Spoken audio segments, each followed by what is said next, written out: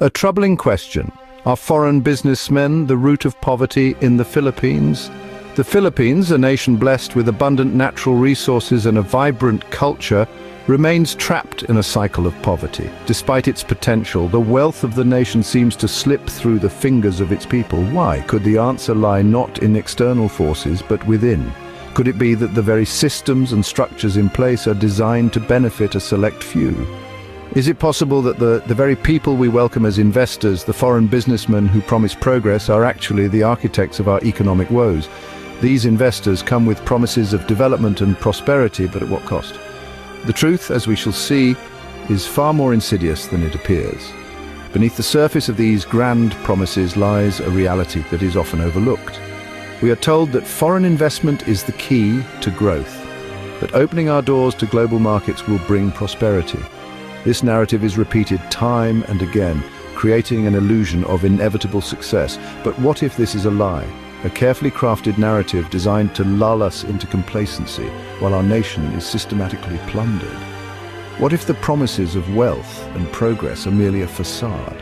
What if the real threat to our economic well-being comes not from distant shores, but from those who operate within our borders, enriching themselves at the expense of ordinary Filipinos? The disparity between the rich and the poor continues to grow, raising questions about the true impact of foreign investment on our society. Beyond politics, the silent economic invasion. We are conditioned to believe that our problems stem from political corruption and mismanagement. We see the headlines, the scandals, and the protests, and we think we understand the root of our issues. While these issues undoubtedly play a role, they are merely symptoms of a deeper, more systemic disease. A disease that is not as visible but far more insidious. The real battle is not being fought in the halls of Congress or the Malacanang Palace, but in the boardrooms and back alleys where shadowy deals are struck and the fate of millions is decided. These are places where the public eye rarely ventures, yet they hold the strings of our economic future. This is not a war fought with guns and bombs, but with money and influence. It is a conflict where the weapons are financial leverage and strategic investments. It is a silent invasion, a gradual erosion of our economic sovereignty, orchestrated by those who see the Philippines not as a partner, but as a prize to be exploited. This invasion is subtle, almost invisible, but its effects are profound and far-reaching. And at the forefront of this invasion are Chinese businessmen, leveraging their economic might to gain a stranglehold on key industries, leaving Filipino businesses struggling to survive. They use their vast resources to outcompete local enterprises, creating an uneven playing field that stifles local innovation and growth. The rise of the dragon Chinese dominance in key industries is a phenomenon that has reshaped the economic landscape of the Philippines. From the bustling streets of Binondo, where Chinese-owned stalls dominate the market scene, to the gleaming skyscrapers of Makati, Chinese influence is pervasive and unmistakable. They control vast swathes of the economy, from real estate and construction projects that reshape city skylines, to retail and online gambling enterprises that generate significant revenue. Filipino businesses, starved of capital and lacking the political connections of their foreign counterparts, find themselves pushed to the margins, struggling to compete.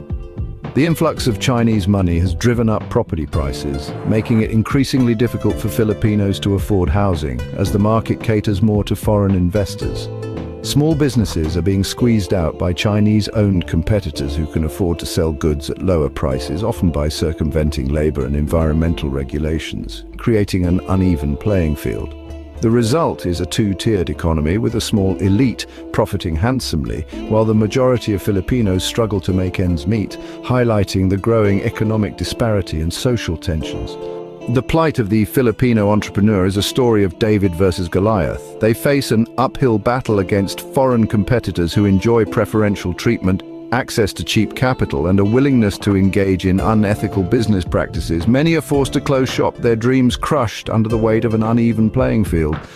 The government, instead of protecting its own citizens, often seems complicit in this economic sabotage. Policies are enacted that favor foreign investors, while local businesses are burdened with red tape and bureaucracy. The result is a vicious cycle of dependency, where Filipinos are increasingly reliant on foreign companies for jobs and goods, further eroding the nation's economic sovereignty.